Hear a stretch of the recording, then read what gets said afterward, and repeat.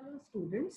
आज हम पढ़ेंगे कि प्राइवेट, पब्लिक और मैरिड गुड्स क्या होते हैं। इनको हम सार्वजनिक, निजी और उत्कृष्ट वस्तुएं भी कहते हैं और इनमें क्या कैरेक्टरिस्टिक होते हैं और इनमें आपस में क्या डिफरेंस होता है। तो सबसे पहले हम जो पढ़ेंगे वो है प्राइवेट गुड्स। प्राइवेट गुड्स वो गुड्स होती हैं जो कि व्यक्ति के निजी इस्तेमाल के काम आती हैं या व्यक्ति जिन्हें निजी इस्तेमाल के लिए यूज करता है। फॉर एग्जाम्पल, ये आपकी निजी आवश्यकताओं की संतुष्टि करते हैं, जैसे कि आपके कपड़े, आपके पेन, आपका बैग, आपका मोबाइल, आप केक, मिल्क केक, जो भी व्यक्ति इसे कंज्यूम करता है ये केवल उसी को न्यूट्रिशन प्रदान करते हैं, किसी और व्यक्ति को नहीं।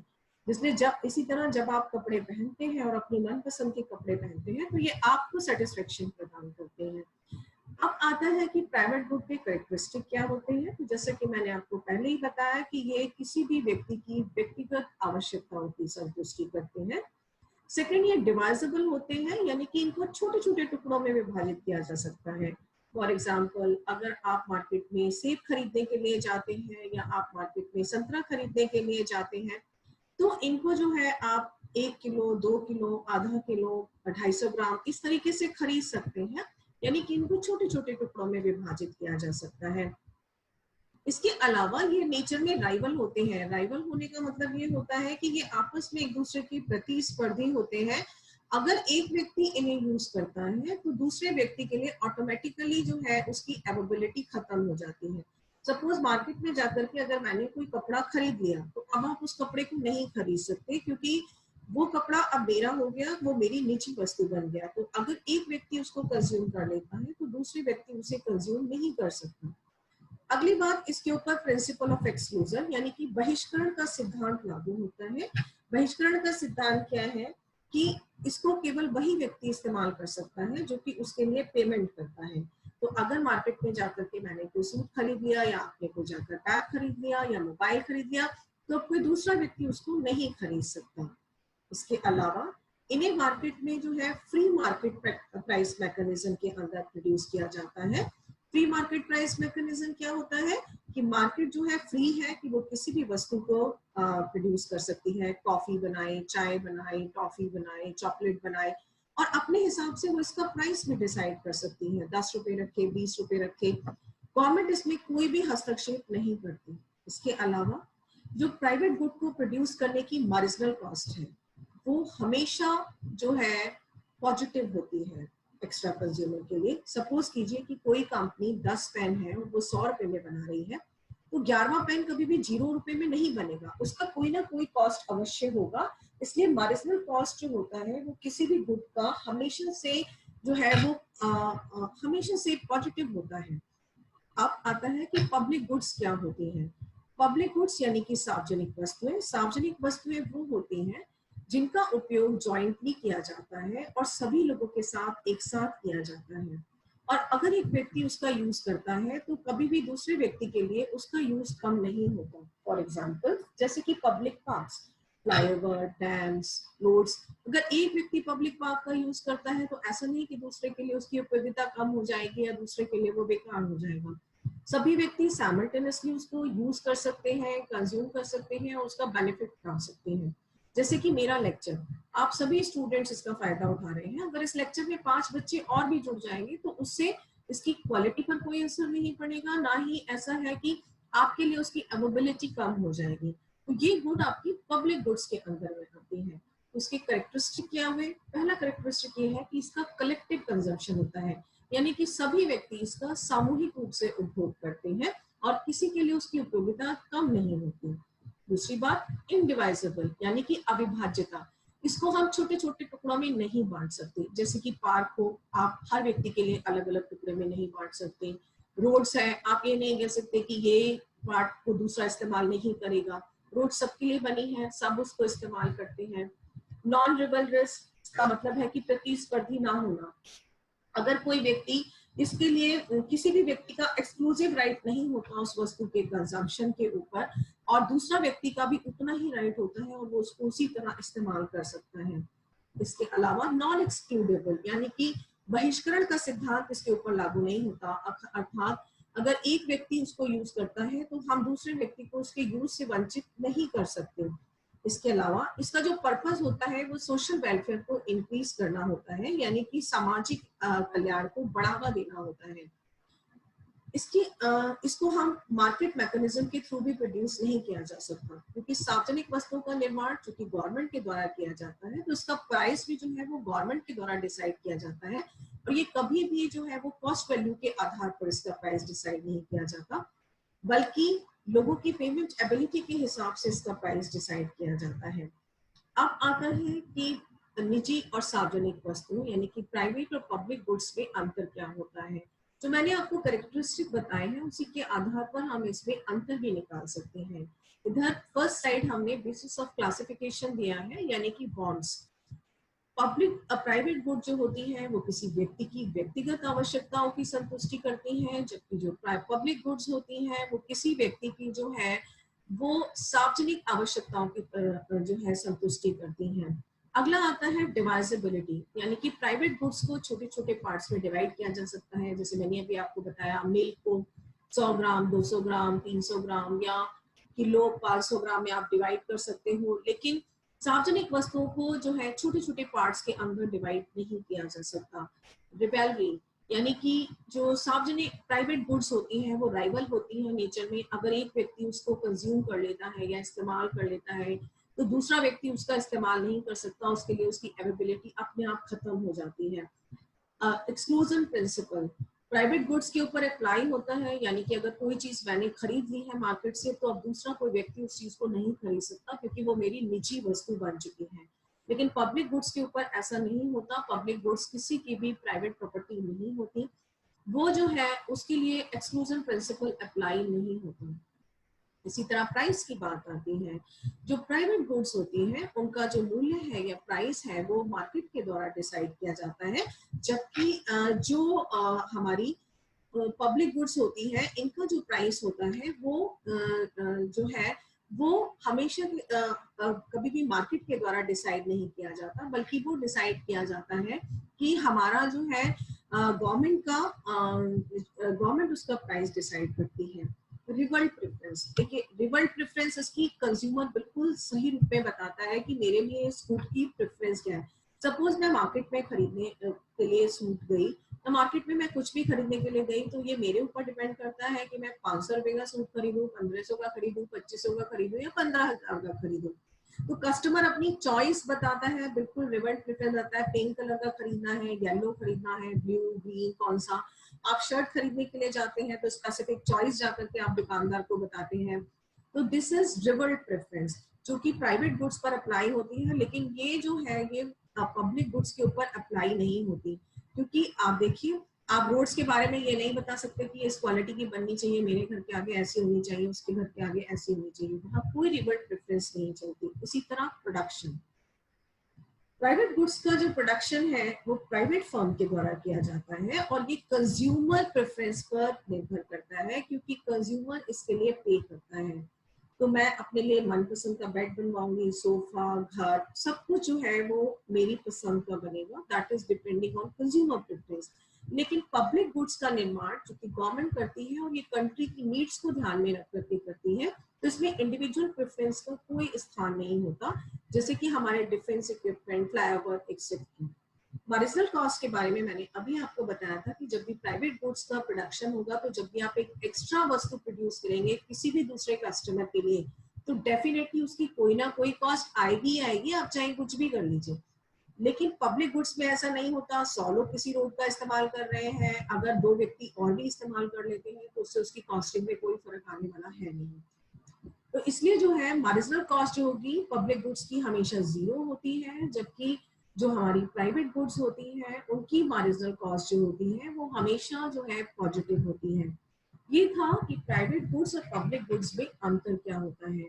इसके अलावा 2 तरह की गुड्स और आती हैं, इनमें पहली आती है मेरिट गुड्स और दूसरी आती है इसमें आपकी डिमेरिट गुड्स। मेरिट गुड्स वो गुड्स होती हैं जिनके यूज को गवर्नमेंट जो है वो एनकरेज करना चाहती है, जिनके कंजम्पशंस को गवर्नमेंट चाहती है कि लोग इसे करें, क्योंकि उससे सोशल वेलफेयर होता है या सामाजिक कल्याण होता है। For example free education, mid day meal, pulse polio की दवाई, free health care, low cost housing, इसी तरह एलपीजी का यूज करना, क्योंकि इसके करने से जो है वो लोगों को फायदा होता है और समाज का फायदा होता है। इसलिए जो है गवर्नमेंट इनके यूज को एनकरेज करना चाहती है। और चूंकि गवर्नमेंट चाहती है कि इनका यूज एनकरेज हो, तो वो इसलिए इसके ऊपर या तो आपको सब्सिडी प्रोवाइड करेगी। सब्सिडी का मतलब है कि जैसे सिलेंडर जो होता है, सिलेंडर आपको जो दिया जाता है उज्ज्वला योजना के अंतर्गत, उसमें आपको सब्सिडी प्रोवाइड की जाती है। आप जो एजुकेशन ले रहे हो, हायर एजुकेशन ले रहे हो, इसमें आपको सब्सिडी दी जा रही है। इसी तरह जो हेल्थ फैसिलिटी जब आप गवर्नमेंट हॉस्पिटल में जाके लेते हो तो आपको सब्सिडी प्रोवाइड की जाती है, क्योंकि गवर्नमेंट चाहती है कि इन चीजों का इस्तेमाल लोग ज्यादा से ज्यादा करें।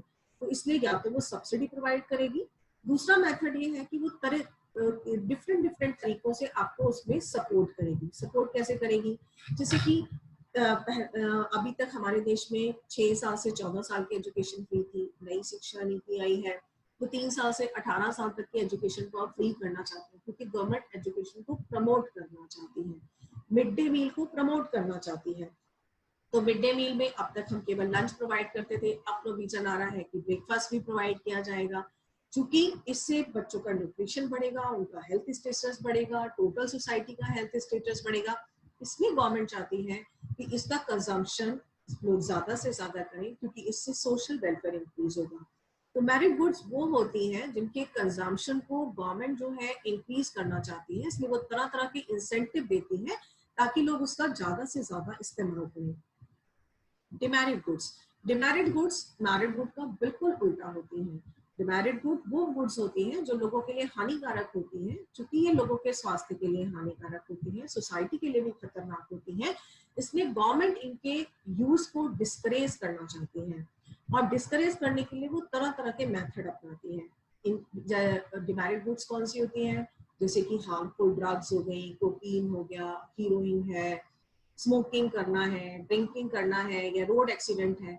अब चूंकि गवर्नमेंट ये चाहती है कि लोग या तो इसको इस्तेमाल ना करें या इसका कम से कम इस्तेमाल करें, तो वो इसके लिए कई मेजर्स अपनाती है। या तो वो लॉ बना देगी कि लोग इसका इस्तेमाल बिल्कुल ना करें, जैसे कि पब्लिक स्मोकिंग को प्रोहिबिट कर दिया गया है। यूथ की बचाने के लिए ई सिगरेट को गवर्नमेंट ने बिल्कुल बैन कर दिया है। इसी तरह ड्रग स्मगलिंग जो है एक पनिशेबल ऑफेंस है। इस तो गवर्नमेंट या तो लॉ बना सकती है ताकि लोग इसका इस्तेमाल ना करें, या फिर वो उनके ऊपर फाइनेंशियल पेनल्टी भी लगा सकती है जिससे कि लोग इसका कम से कम इस्तेमाल करें, या हाई टैक्सेस भी लगा सकती हैं। जैसे कि गवर्नमेंट ने हेलमेट का यूज कंपलसरी किया हुआ है। अगर आप स्कूटी चलाते हैं और हेलमेट नहीं लगाएंगे तो आपके ऊपर फाइनेंशियल पेनल्टी लगाई जा सकती है। आप कार चला रहे हैं, सीट बेल्ट नहीं लगाते, तो भी आपके ऊपर फाइनेंशियल पेनल्टी लगाई जा सकती है। आप जानते हैं कि इस समय कोरोना महामारी फैली हुई है, और अगर कोरोना महामारी में गवर्नमेंट ने मास्क ना लगाने को भी पेनल्टी के अंदर ला दिया है, क्योंकि गवर्नमेंट को ये पता है कि अगर लोग मास्क नहीं लगाएंगे तो इससे ज्यादा कोरोना फैलने का खतरा है। ठीक इसी तरह अल्कोहल के यूज को डिस्करेज करने के लिए गवर्नमेंट उसके ऊपर बहुत ज्यादा टैक्सेस लगाती है, सिगरेट के ऊपर बहुत ज्यादा टैक्सेस लगाती है। तो डिमेरिट गुड्स या गैर उत्कर्ष वस्तुएं वो वस्तुएं होती हैं जिनके यूज को गवर्नमेंट जो है वो डिस्करेज करना चाहती है। क्योंकि गवर्नमेंट डिस्करेज करती है इसीलिए इन्हें हम डिमेरिट गुड्स कहते हैं। अब आता है कि पब्लिक गुड और मेरिट गुड में क्या फर्क होता है। तो एक बात ध्यान रखिए कि मेरिट गुड जो होती है वो पब्लिक गुड्स का ही एक पार्ट होती है, लेकिन पब्लिक गुड्स का पार्ट होने के बावजूद भी पब्लिक गुड्स के ऐसे बहुत सारे कैरेक्टरिस्टिक हैं जो मेरिट गुड से मैच नहीं खाते। जैसे पहला आता है बॉन्ड्स। आप पब्लिक गुड जो है वो सारी पब्लिक की बॉन्ड्स को सेटिस्फाई करती हैं, लेकिन मेरिट गुड जो है, उत्कर्ष वस्तुएं जो है, वो सोसाइटी का एक पर्टिकुलर सेक्शन होता है, केवल उसी की बॉन्ड्स को सेटिस्फाई करते हैं। जैसे कि राशन कार्ड, जिस व्यक्ति के पास होगा केवल उसी को राशन मिलेगा, बाकियों को राशन नहीं मिलेगा। लो कॉस्ट हाउसिंग, पर्टिकुलर अगर आपकी इनकम एक पर्टिकुलर लेवल से कम है तभी आपको जो है लो कॉस्ट हाउसिंग का फायदा मिलेगा, नहीं तो आपको नहीं मिलेगा।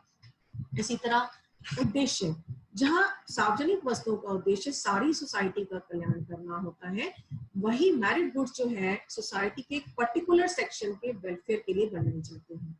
जैसे कि SC/ST का स्कॉलरशिप, तो ये केवल उन्हीं बच्चों को बेनिफिट करेगा जो कि SC/ST को बिलोंग करते हैं।